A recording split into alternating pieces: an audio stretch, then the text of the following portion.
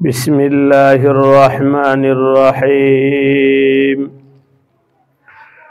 الحمد لله رب العالمين والعاقبة للمتقين والصلاة والسلام على سيد الأنبياء والمرسلين وعلى آله وأصحابه أجمعين أما بعد فأعوذ بالله من الشيطان الرجيم بسم الله الرحمن الرحيم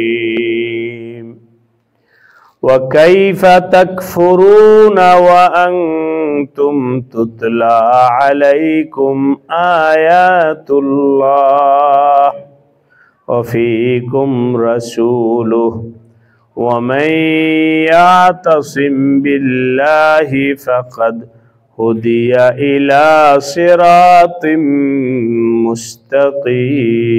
مستقيم آمنت بالله صدق الله مولانا العظيم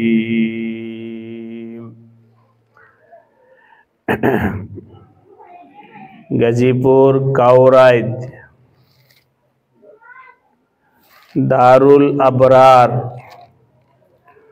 model মাদ্রাসার পক্ষ থেকে আয়োজিত মা বোনদের ইসলাহি বয়ানের মজলিস। এই মজলিসে আমার সামনে উপস্থিত হযরত উলামায়ে কেরাম, মুরব্বিয়ানে কেরাম, পর্দার আড়ালে আমার মা ও বোনেরা, আমি আপনাদের সামনে পবিত্র কোরআনে কারিমের সূরাতু আলে ইমরানের 101 নম্বর আয়াত তেলাওয়াত করেছি। এই আয়াত থেকে দুই একটা কথা বলা হবে। সকলেই মন দিয়ে ইয়াকিনের সাথে কথা শোনার চেষ্টা করি। কোরআনে কারিমের তেলাওয়াত শুনলে, কোরআনে কারিমের আলোচনা শুনলে মানুষের ঈমান বৃদ্ধি পায়, কলব থেকে অন্ধকার দূর হয়, কলবের ভিতরে নূর পয়দা হয়। যদি কেউ মন দিয়ে কোরআনে কারিম শোনে, তাই ভেতরে যে সমস্ত মা বোনেরা এখানে কষ্ট করে হাজির হয়েছেন, আমি সবাইকে বলবো নিজের দিল, নিজের মন আল্লাহ তাআলার কালামের দিকে মুতাওয়াজ্জুহ করি। আল্লাহ পাক বলেন, ওয়ামান ইয়াতাসিম বিল্লাহ, যে কোনো ব্যক্তি, চাই সে পুরুষ হোক অথবা মহিলা হোক, ধনী হোক গরিব হোক, শিক্ষিত হোক সাধারণ মানুষ হোক, যে কোনো ব্যক্তি আল্লাহ তাআলাকে মজবুতির সাথে ধরবে, আল্লাহকে যে ধরবে, আল্লাহ তাআলা তার জন্য সিরাতে মুস্তাকিমের পথ খুলে দিবে। সিরাতে মুস্তাকিম দুনিয়ার জিন্দেগির সবচেয়ে বড় সফলতা। কোনো পথিক যদি পথ হারা হয়ে যায়, তখন সে যতই স্পিরিটে চলুক না কেন, সে তার গন্তব্যে পৌঁছতে পারবে না, কারণ সে পথ হারা হয়ে গেছে। আর যদি কেউ পথ পেয়ে যায়, মেন রোড পেয়ে যায়, মেন রোড একদিকে না একদিকে পৌঁছাইবে। চিপা রাস্তা খতরনাক, কখন কি বিপদ আসে, কোন বিপদের জায়গায় পৌঁছে যায় বলা যায় না। কিন্তু পথিক যদি পাকা রাস্তা পেয়ে যায়, বড় রাস্তা পেয়ে যায়, তখন সে বিপদ থেকে মুক্ত হয়ে যায়। সেই লোক একটা গন্তব্যে পৌঁছতে পারবে। ঠিক এমনি ভাবে কোনো ব্যক্তি যদি আল্লাহকে ধরে মজবুতির সাথে, আল্লাহকে ধরার অর্থ কি? বিপদে পড়ছে তখন সে আল্লাহকে ডাকে, অন্য কাউকে ডাকে না। অসুস্থ হইছে, একিন পয়দা করে যে আমাকে কেউই সুস্থ করতে পারবে না, আমাকে সুস্থ করতে পারেন কে? আল্লাহ। এই একিন পয়দা করে এবং আল্লাহকে বলে, আল্লাহ তুমি আমাকে সুস্থ করে দাও। আল্লাহকে ধরার অর্থ হলো একিনও আল্লাহর উপরে, বলেও আল্লাহকে। এভাবে যখন অসুস্থ ব্যক্তি সুস্থতার জন্য আল্লাহ পাকের সাহায্য চায়, বিপদগ্রস্ত ব্যক্তি বিপদে পড়ে আল্লাহর সাহায্য চায়, আল্লাহ রব্বুল আলামিন ফাকাদ হুদিয়া ইলা সিরাতিম মুস্তাকিম, ওই ব্যক্তি যেই বিপদে পড়ে আল্লাহকে ডাকছে, আল্লাহ পাক ওই বিপদ থেকে ওই ব্যক্তিকে উদ্ধার করে ফেলবে। যেই সমস্যায় পড়ে তুমি আল্লাহ পাকের কাছে সাহায্য চাইছো, আল্লাহ পাক ওই সমস্যার সমাধান করে দিবেন। যেই রোগের মধ্যে পইরা আল্লাহ তাআলার কাছে তুমি চাইছো, আল্লাহ পাক ওই রোগ থেকে মুক্তি দান করবেন। ফাকাদ হুদিয়া ইলা সিরাতিম মুস্তাকিম।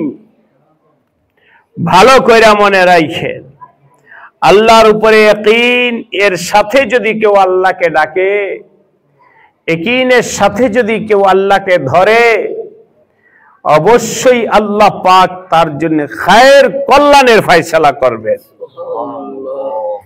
এটা খুব জোর দিয়া বলতেছি, কেউ যদি ইয়াকিনের সাথে আল্লাহ পাকের কাছে সুস্থতা চায়, আর ওই ব্যক্তি যদি সুস্থ নাও হয়, তারপরও তার ওই ব্যক্তির জন্য কামিয়াবি হয়ে আনবে। কেউ যদি সমস্যায় পড়ে আল্লাহ পাকের কাছে সাহায্য চায়, আর বাহ্যিকভাবে যদি সেই সমস্যা দূর না হয়, বুঝা রাখবো ওই সমস্যাই তোমার জন্য কামিয়াবির দরজা খুলে দিবে। আজকে আমাদের বুঝ নাই, বুঝ না থাকার কারণে আমরা অনেক সময় বলি আল্লাহর কাছে চাইলাম, দিল না তো। তুমি চাইছো কিনা? বলে হ্যাঁ চাইছি, বাস কামিয়াব হয়ে গেছো। দিল কামিয়াব, না দিল কামিয়াব, বাস। কেন? আমার আল্লাহ খুশি হয়ে গেছে। খানা নাই ঘরে, আল্লাহ পাকের কাছে খানা চাইছে, খানা দেয় নাই। না খায় যদি থাকো, তাও আল্লাহ পাক তোমাকে কামিয়াব বানায় দিবেন। ফাকাদ হুদিয়া ইলা সিরাতিম মুস্তাকিম। আমাদের আকাবিরদের মধ্যে হাকিমুল উম্মত হযরত আশরাফ আলী থানভী রাহমাতুল্লাহ আলাইহি সুন্দর একটা কথা বলেছেন। মানুষের জন্য বিভিন্ন সিদ্ধান্তের বিষয় আসে। যেমন কথার কথা বলছি, কেউ ফিকির করছে যে আমি বিদেশ যাব, আওয়াজ বাইরে পৌঁছে। কেউ ফিকির করছে আমি বিদেশ যাব। এখন বিদেশ যাওয়াটা তার জন্য ভালো হবে না মন্দ হবে, এটার জন্য সালাতুল ইস্তেখারা পড়ো, ইস্তেখারা নামাজ পড়ো। নামাজ পড়ে দোয়া আছে, দোয়া পড়া শুয়ে যাও। আল্লাহ, অনেক সময় হতে পারে আল্লাহ তাআলা স্বপ্নের মাধ্যমে তোমাকে রাহবরি করবে। আবার অনেক সময় দেখা গেল আমি নামাজ পড়ে দোয়া পড়ে শুইলাম, কিন্তু স্বপ্নে কিছু দেখলাম না। হযরত বলেন, নামাজ পড়ে দোয়া করছো, আল্লাহর কাছে পরামর্শ চাইছো, বাস এবার তোমার মন যেদিকে ধাবিত হয় ওই দিকে তুমি চলতে থাকো। যেহেতু তুমি আমার আল্লাহ তাআলার সাহায্য চায়া চলছো, এমত অবস্থায় তোমার মন যেদিকে যাবে আল্লাহ পাক ওদিকেই খায়েরের ফয়সালাকে ঘুরায় দিবেন। আল্লাহ পাক তার ফয়সালা ঘুরায় দিবেন যে আমার বান্দা এদিকে গেছে, আরে আমার কাছে তো বলে গেছে, কথার কথা, আমার কাছে তো সাহায্য চেয়ে গেছে। আমার বান্দা যদি খায়েরের দিকে, কল্যাণের দিকে নাও যায়, তো আল্লাহ কল্যাণের বাতাসটা তার দিকে ঘুরাই দিবে। ফাকাদ হুদিয়া ইলা সিরাতিম মুস্তাকিম। আজকে আমাদের মুসলমানের ইয়াকিন মজবুত হয় নাই, আল্লাহ পাককে, আল্লাহ সুবহানাহু ওয়া তাআলাকে ধরতে শিখি নাই, আল্লাহ তাআলার থেকে চাওয়া শিখি নাই।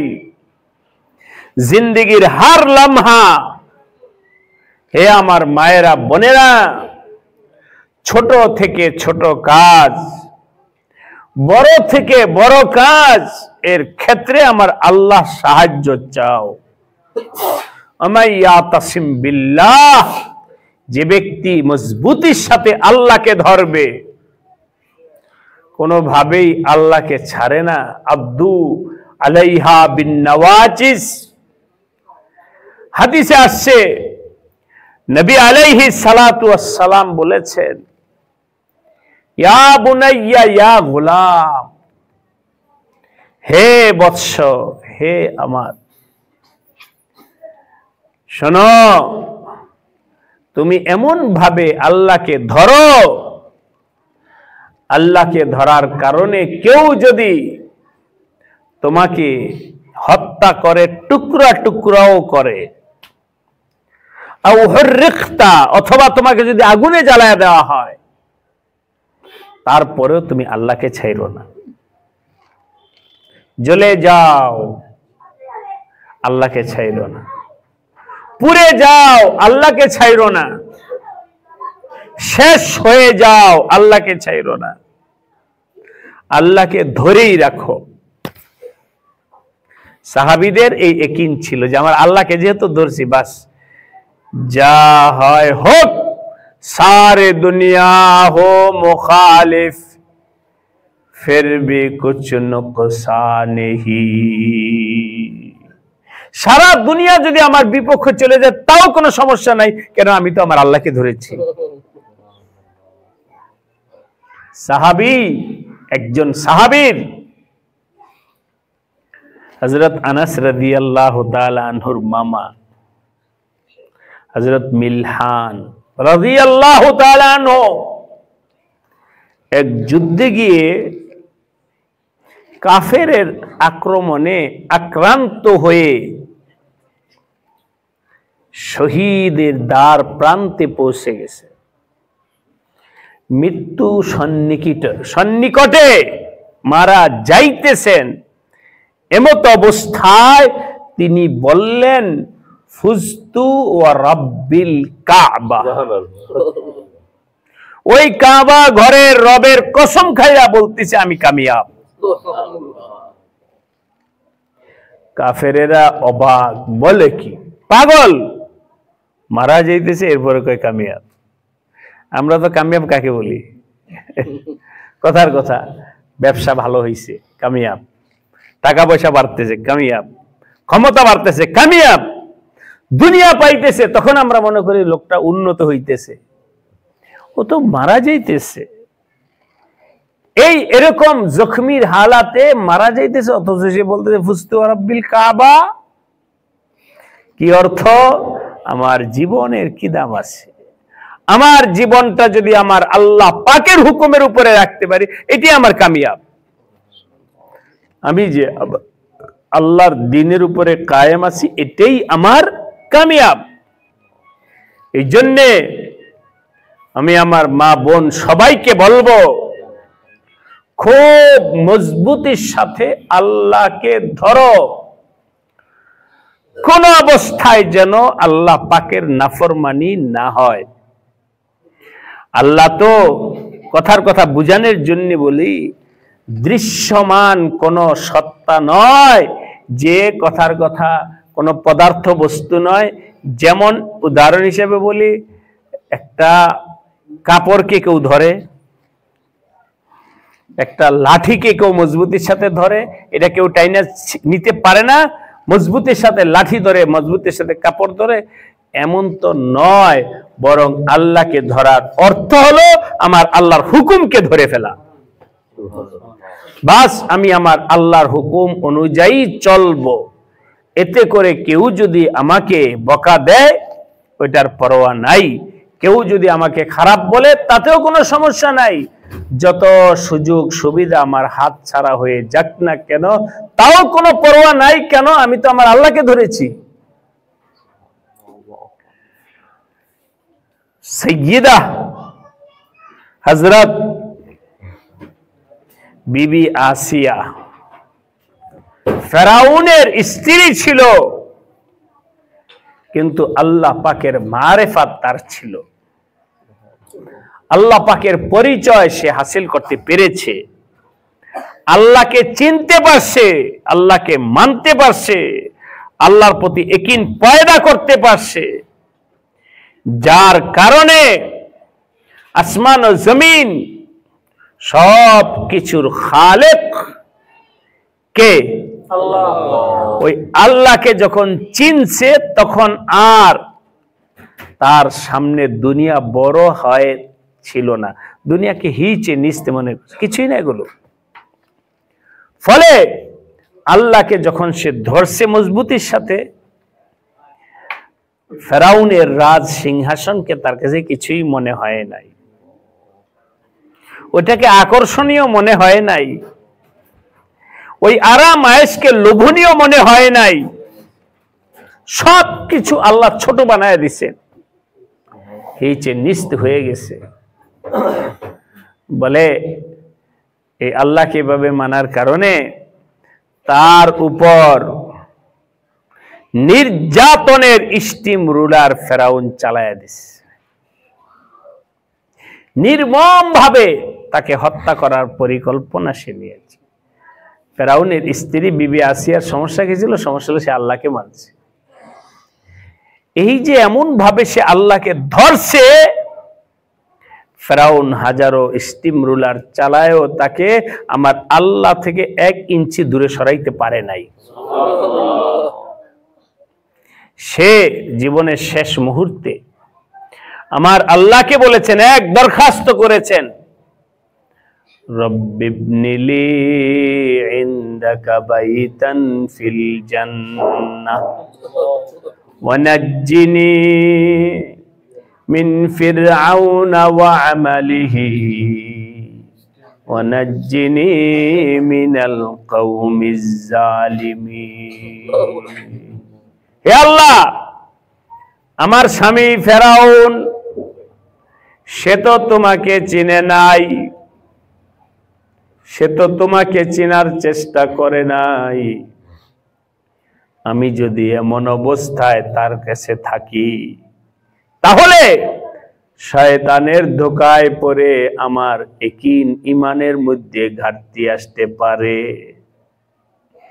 এই জন্যে এই জালেমের সাথে আল্লাহ তুমি আমাকে আর রাখো না, দুনিয়া থেকে আল্লাহ তুমি আমাকে নিয়ে যাও, আর জান্নাতে আমার জন্য একটা বালাখানা তৈরি কইরা দাও।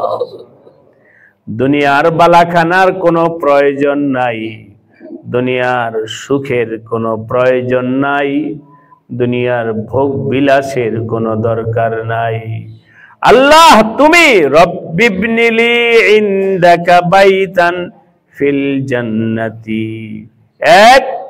দ্বিতীয় নাম্বার হলো ওয়ানাজ্জিনি মিন ফিরআউনা, আমাকে ফেরাউন থেকে মুক্তি দাও, ওয়া আমালিহি, ফেরাউনের কাছ থেকে আমাকে আল্লাহ তুমি মুক্তি দাও, ও আমালিহি ওয়ানাজ্জিনি মিনাল কওমিজ জালিমিন, এবং জালেমদের থেকে আল্লাহ তুমি আমাকে মুক্তি দাও।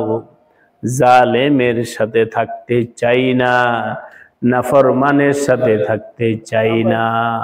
আল্লাহ তুমি আমাকে দাও, আমাকে দুনিয়া থেকে উঠায়া নাও। ও আমার মায়েরা বোনেরা, ভালো কইরা বুঝা নাও, ফেরাউনের স্ত্রী আল্লাহকে এমন ভাবে ধরছে, ধইরা আমার আল্লাহকে কোনোভাবেই ছাড়ে নাই, সব সময় আল্লাহকে ধইরা রাখছে। আল্লাহ পাক তাকে দুনিয়া থেকে নিয়ে গেছেন, তার জন্য জান্নাতে বালাখানা তৈরি কইরা দিছে। ومن يعتصم بالله فقد هدي إلى صراط মুস্তাকিম, যে ব্যক্তি আমার আল্লাহকে মজবুতির সাথে ধরবে, সে যতই বিপদে পড়ুক না কেন আল্লাহ তাকে সাহায্য করবেন।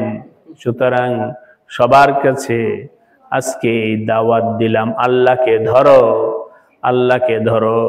দুনিয়ার টাকা পয়সা যতই কামাও না কেন, এই দুনিয়ার টাকা পয়সা থাকবে না, দুনিয়ার শক্তি থাকবে না, দুনিয়ার বাহাদুরি থাকবে না, দুনিয়ার ইজ্জত সম্মান কিছুই থাকবে না, সবই নষ্ট হবে, সবই শেষ হবে। কুল্লু মান আলাইহা ফান ওয়ায়াবকা ওয়াজহু রাব্বিকা যিল জালালি ওয়াল ইকরাম। বলো, দুনিয়াতে কত রাজা বাদশাহ অতিবাহিত হয়েছে, কত দাপটি, কত শক্তিশালী লোক দুনিয়া থেকে বিদায় নিছে, থাকতে পারে নাই ফেরাউন, থাকতে পারে নাই নমরুদ, থাকতে পারে নাই সাদ্দাদ, থাকতে পারে নাই আবু জেহেল, কেউই থাকতে পারে নাই। কত কোটিপতি চোখের সামনে চলে গেল, কত দাপটি লোক চোখের সামনে চলে গেল, কত ভোগ বিলাস আভিজাত্য সম্পন্ন লোক দুনিয়া থেকে চলে গেল। তোমারও যাইতে হবে, এই ঘর ছাড়তে হবে, বিলাসিতা ছাড়তে হবে।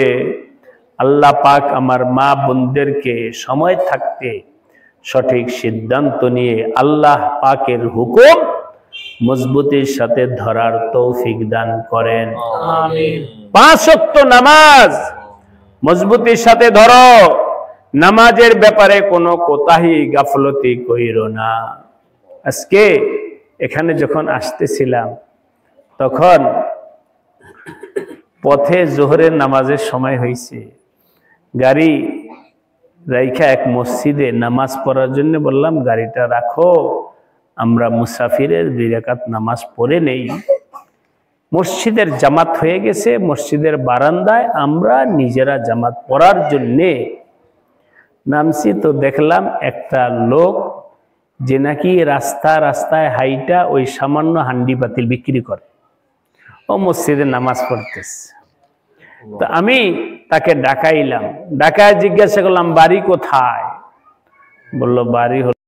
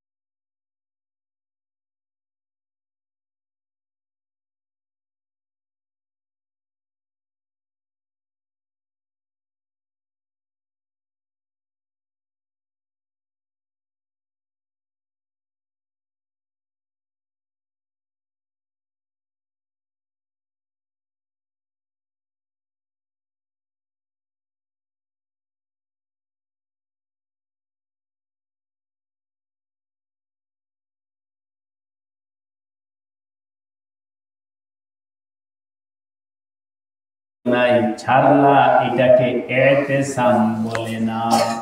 ইতিসাম হলো মজবুতির সাথে আল্লাহকে ধরা, মজবুতির সাথে আল্লাহকে ধরা। মজবুতির সাথে ধরার উদ্দেশ্য হলো মজবুতির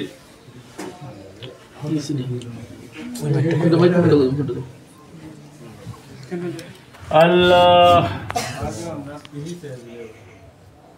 মজবুতির সাথে আল্লাহকে ধরার অর্থ হলো বিপদেও আল্লাহ, সুখেও আল্লাহ, দুঃখেও আল্লাহ, ব্যস্ত সময় আল্লাহ, অবসর সময় আল্লাহ। কোন অবস্থাতেই আল্লাহকে না ছেড়ে দেওয়া, সব সময় আল্লাহকে ধইরা রাখা, এটাকে বলা হয় ইতিসাম, এটাকে বলা হয় মজবুতির সাথে আল্লাহকে ধরা। আল্লাহ পাক বলেন ওয়া মাইয়াতাসিম বিল্লাহ ফাকাদ হুদিয়া ইলা সিরাতিম মুস্তাকিম।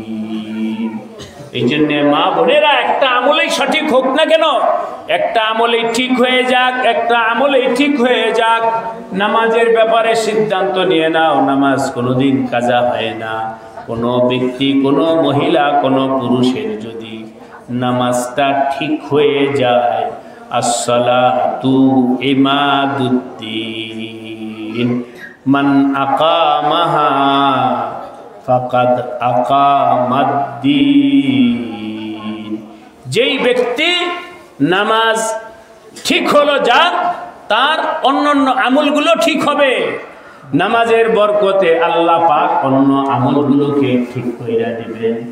আর কারো যদি ওমান হাদামা ফাকাদ হাদামাদ্দিন, কেউ যদি নামাজকে বিনষ্ট করে, অন্য যতই কিছু করুক না কেন, তোমার দিনের খুঁটি খতম, দিনের খুঁটি খতম। এই জন্যে মাদ্রাসা, বাচ্চারা মাদ্রাসায় পড়ায়, মাদ্রাসায় উস্তাদরা ছোট বাচ্চাদেরকে, ছেলে অথবা মেয়েদের জন্য আলাদা মাদ্রাসা করা হয়েছে। তাদের অন্তরের ভেতরে যেন নামাজের গুরুত্বটা বসানো যায়। দাওয়াত ও তাবলীগের মেহনত চলছে, যাতে অন্তরের ভিতরে আমার আল্লাহর বিধান অন্তরে বসে যায়, আমার আল্লাহর উপরে ইয়াকিন পয়দা হয়। এই জন্য দাওয়াত ও তাবলীগের মেহনত, বিভিন্ন হক্কানি পীর মাশায়েখের মেহনত, আল্লাহর বান্দারা যেন আমার আল্লাহকে চিনতে পারে, এই জন্য মেহনত। এছাড়া কথার কথা বলছি, দাওয়াত ও তাবলীগ কোনো পার্টি সংগঠনের নাম নয়, হক্কানি পীর মাশায়েখ এটাও কোনো রাজনৈতিক বিষয় নয়। হক্কানি পীর মাশায়েখদের উদ্দেশ্য হলো আল্লাহর বান্দাকে আমার আল্লাহর সাথে জুড়ে দেওয়া, আল্লাহর বান্দাদের অন্তরে আল্লাহর মহব্বত পয়দা করে দেওয়া। এটা হলো হক্কানি পীর মাশায়েখদের মিশন, মেহনতের উদ্দেশ্য। আল্লাহ পাক যাদেরকে তৌফিক দেন, তারা সত্যকে সত্য হিসাবে বুঝবে, মানবে, আমল করবে। আর যাদের অন্তরের মধ্যে বক্রতা আছে, তারা হককে না হক মনে করবে, না হককে হক মনে করবে। এটাই বড় সমস্যা। তাই আমার মা বোনেরা, আপনাদেরকে এই মজলিসে আমি আপনাদেরকে বললাম, এই উদ্দেশ্যে বয়ান, যে আমার মা বোনেরা যেন নামাজি হয়ে যায়, নামাজি হয়ে যায়। নামাজ, নামাজ কোরআনে কারিমে আল্লাহ পাক বলেন ওয়ামুর আহলাকা বিসসালাতি ওয়াসতাবির আলাইহা, তুমি তোমার পরিবারকে নামাজের নির্দেশ দাও, পরিবারকে নামাজের নির্দেশ দাও, ওয়াসতাবির আলাইহা, এবং তার উপরে মজবুত হয়ে যাও। আজকে বিভিন্ন হালাতে, বিভিন্ন অবস্থায় এমন মানুষের মন মানসিকতা নষ্ট হয়েছে, কঠিন কঠিন বয়ান হয়, নামাজের কথা নাই। কেন? নামাজের কথা সবাই জানে। আরে জানার নাম কামিয়াব না, বলার মধ্যে কামিয়াবি নাই, জানার মধ্যে কামিয়াবি নাই। যতক্ষণ পর্যন্ত মাননেওয়ালা না হবে, বারবার বলো যাতে মাননেওয়ালা হয়, যতক্ষণ পর্যন্ত তুমি সুস্থ না হইবা, ডাক্তার ঔষধ দিতেই থাকবে, দিতেই থাকবে। ঔষধ তো ভালো হওয়ার জন্যে, ওয়াজ তো মানুষের জিন্দেগি ভালো হওয়ার জন্যে, বয়ান তো মানুষের জীবনকে সংশোধন করার জন্যে। সুতরাং যেই কাজ যত বেশি গুরুত্ব, ওই কাজের গুরুত্ব আল্লাহ দিয়েছেন, ওই কাজের গুরুত্ব নবী দিয়েছেন, ওই কাজের গুরুত্ব আমাদের সবার দিতে হবে। ঠিক কিনা বলে? নামাজের কথা আল্লাহ পাক কোরআনে কারিমে এক জায়গায় নয়, দুই জায়গায় নয়, গোনা দেখো অন্য সব কিছুর থেকে নামাজের আলোচনাটা কতবার হয়েছে গইনা দেখো। এই পরিমাণ অন্য কোনো বিধানের ব্যাপারে আল্লাহ এত বেশি পরিমাণ কোরআনের মধ্যে নাই, যতটা বেশি পরিমাণ আছে কোথায়? কোরআনে। কোরআনে নামাজের কথা কেন? ওই যে কথা বললাম, আমার নবীজি বলেছেন তোমার নামাজ যদি ঠিক হয়। আর এখন যেহেতু মাগরিবের সময় আলোচনা বাড়াইলাম না, কোরআনেও আল্লাহ বলছেন ينهى عن الفحشاء والمنكر إن الصلاة تنهى عن الفحشاء والمنكر। হে ঈমানওয়ালা, তুমি নামাজওয়ালা হয়ে যাও। নামাজ তোমাকে শিরক থেকে মুক্তি দিবে, নামাজ তোমাকে অশ্লীলতা থেকে বিরত রাখবে, নামাজ তোমাকে মন্দ কাজ থেকে বিরত থাকবে। যে ব্যক্তি নামাজ পড়ে ওই ব্যক্তি একবার এক ব্যক্তির ব্যাপারে আয়েশা নবীজির কাছে একজনে শিকায়ত করেছে, ইয়া রাসূলুল্লাহ, ওমকে নামাজও পড়ে আবার এর সাথে সাথে খারাপ কাজও করে। নবীজি বললেন নামাজ পড়তে দাও, নামাজ এক সময় তাকে ভালো বানায়া ফেলবে। সুবহানাল্লাহ। খারাপ এই জন্য নামাজ পড়বে না, না না, নামাজ পড়তে দাও। আরে নামাজ পড়তে পড়তে পড়তে পড়তে এক সময় তার মন্দ কাজটা ছুইটা যাবে। কেন? আমার আল্লাহ তো বলেছেন ইন্নাস সালাতা তানহা আনিল ফাহশাই ওয়াল মুনকার। এই জন্য আজকের মজলিসে শুধু আমি একটা বিষয় বললাম, আমার আল্লাহকে ধরার অন্যতম মাকসাদ হলো, অন্যতম মাধ্যম হলো নামাজি হও। যেই লোক নামাজ পড়ে এর পাশাপাশি সুদও খায়, যেই লোক নামাজ পড়ে এর পাশাপাশি চুরিও করে, আজকাল একদিন হঠাৎ মনের মধ্যে আসবে আমি নামাজ পড়ি, সুদটা কিভাবে খাই। একদিন আমার আল্লাহ মনের মধ্যে এই অনুশোচনা দিবেন, আমি নামাজি হয়ে কিভাবে বেপরদা চলি, এক সময় আল্লাহ অনুশোচনা দিবেন। আমি নামাজ পড়া কিভাবে মানুষকে কষ্ট দেই, এক সময় অনুশোচনা আসবে। কখন যে আসবে আল্লাহ পাক ভালো জানেন। এই জন্যে নামাজ ধইরা ফেলো, ইনশাআল্লাহ নামাজের উপরে ইস্তেকামাত তোমাকে এক সময় আল্লাহ পাক সঠিক পথে নিয়ে যাবে। জন্যে এই মজলিস থেকে আজকে সিদ্ধান্ত নিয়ে যাই, আমার মা বোনেরা নামাজ যেন কোনো অবস্থায় কাজা না হয়। আর আমার সামনে যে সমস্ত মুরব্বীরা আছেন তাদেরকেও বলবো নামাজ কাজা কইরো না, নামাজ কাজা কইরো না। যে ব্যক্তি এক ওয়াক্ত নামাজ কাজা করবে, এক ওয়াক্ত নামাজের জন্যে দীর্ঘ সময় জাহান্নামের আগুনে জ্বলতে হবে, জাহান্নামের আগুনে জ্বলতে হবে এক ওয়াক্ত নামাজ কাজা করার জন্য।